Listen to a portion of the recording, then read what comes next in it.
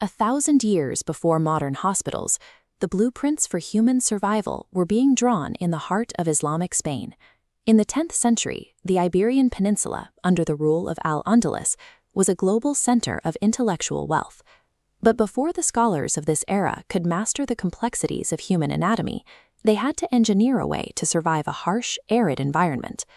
This transformation was centered in Medina Azahara, a palace city that served as the epicenter for a new kind of societal engineering. Historians call this the Arab Agricultural Revolution, an application of hydrology and botany that turned dry earth into highly productive fields. They mastered the landscape with massive water wheels called nourias and a network of underground aqueducts known as qanats. This mastery allowed for the introduction of exotic, high-yield crops to Europe, including hard wheat, cotton, oranges, and lemons. The resulting agricultural surplus created the economic stability and intellectual curiosity required to fund advanced medical research. It established an intellectual baseline in Al-Andalus that would take the Latin West centuries to match. Abu al-Qasim al-Zahrawi emerged from this environment, spending decades in his candlelit study in Córdoba, refining the microscale of human anatomy. His 30-volume encyclopedia, the Kitab al-Tasrif, compiled 50 years of iterative empirical medical experience. Al-Zahrawi developed the anesthetic sponge for pain management and pioneered the use of catgut, a natural material for internal sutures that is still used in operating rooms today.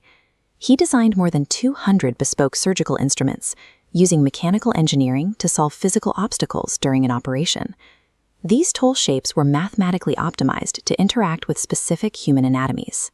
The Kitab al-Tasrif provided operational rules for high-risk procedures, ranging from the treatment of bone fractures to complex neurosurgery.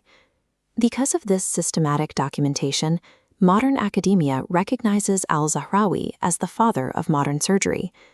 By establishing the empirical methodology of surgical care, al-Zahrawi ensured his life-saving techniques could be replicated long after his death. By the 12th century, the intellectual center of the peninsula shifted to the city of Toledo. This city became a hub of convivencia, where Christian, Jewish, and Muslim scholars collaborated on a massive translation movement. Translators like Gerard of Cremona rendered the Kitab al-Tasrif into Latin, breaking the language barrier that had isolated this scientific data from the West.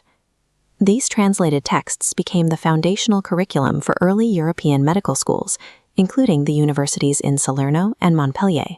This massive transfer of knowledge served as the primary conduit for the brilliance of the Islamic Golden Age, providing the intellectual framework that helped facilitate the European Renaissance.